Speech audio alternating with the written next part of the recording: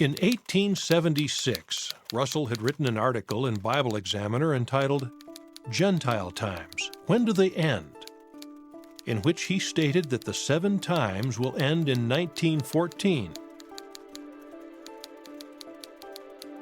Russell concluded, on the basis of the tree dream recorded in Daniel chapter 4, that the dynasty that began with King David would be restored 2,520 years after its overthrow. During those years, no Davidic king would rule.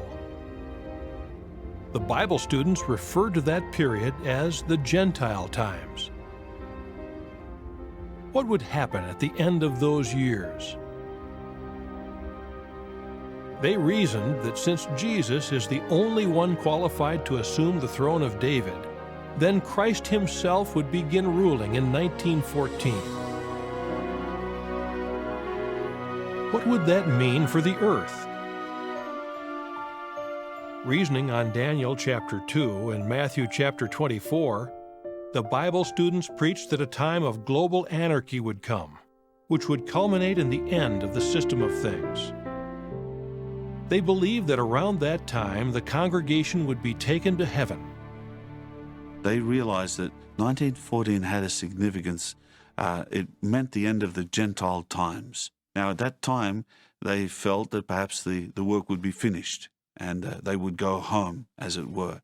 So they were looking forward to a time of reward. They did understand that there was a significance to the year. Primarily, they thought that 1914 would just be the start of the judgment coming upon the world, or Armageddon. This month, I'd like to discuss how our understanding of this generation that Jesus spoke about at Matthew 24:34 has a bearing on the nearness of the time of the end of this system of things. Now, you'll remember what Jesus said as recorded at Matthew 24:34. He said, "This generation will by no means pass away until all these things happen." Nation rising against nation, kingdom against kingdom, food shortages, earthquakes, pestilences, and so on. He says, when you see all these things, I want you to draw a conclusion about something spiritual. Now, when did all these things begin to appear? In 1914.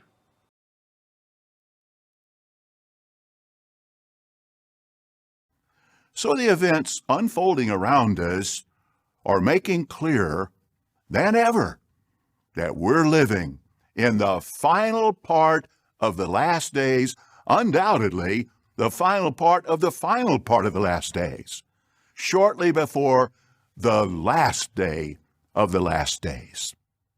Now, we want to conclude with expressions from 2 friends of mine, long-time, hard-working supporters of the faithful slave for decades. I love these men, and we're going to keep it anonymous, but I asked them to write their personal feelings, because, they've been supporting the slave for all these decades. How have they benefited from keeping on the watch? So here's what the first one said. I come from a long line of people who believed in keeping an expectation of the end. My mother died just last year, and she always felt that the end was close at hand. She just knew that she would live to see it, but she didn't.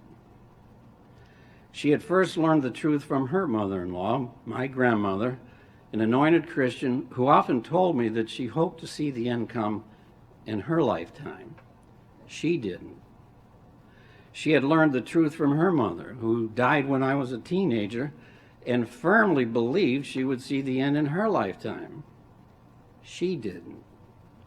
And she, my great-grandmother, had learned the truth from her mother-in-law, who died long before I was born, and surely felt the same way about seeing the end. She didn't. And here I am now in my 7th decade of life, firmly believing that I will see the end very soon. So what does that mean? That I'm just another one in a long line of delusional people? I don't think so. When the apostles gathered on the Mount of Olives, they had their last meeting with Jesus on earth. Eagerly they asked, "Lord, are you restoring the kingdom to Israel at this time?" Acts 1:6. In this one question, the apostles revealed two faulty ideas that they were entertaining. First, they assumed that God's kingdom would be restored to fleshly Israel. Second, they expected the promised kingdom to begin its rule right away, at this time. How did Jesus help them to adjust their thinking? Jesus likely knew that the first notion would be corrected soon enough. In fact, his followers were about to witness the birth of a new nation, spiritual Israel, just 10 days later. God's dealings with fleshly Israel were almost at an end. As to the second idea, Jesus kindly reminded them, "It does not belong to you to know the times or seasons that the Father has placed in his own jurisdiction." Acts 1:7. Jehovah is the great timekeeper. Before Jesus died, he himself said that even the Son did not know the day and hour when the end would come, but only the Father. Matthew 24:36. To this day, if Christians become unduly concerned about the timing of the end of this system of things, they are, in effect, worrying about what does not belong to them.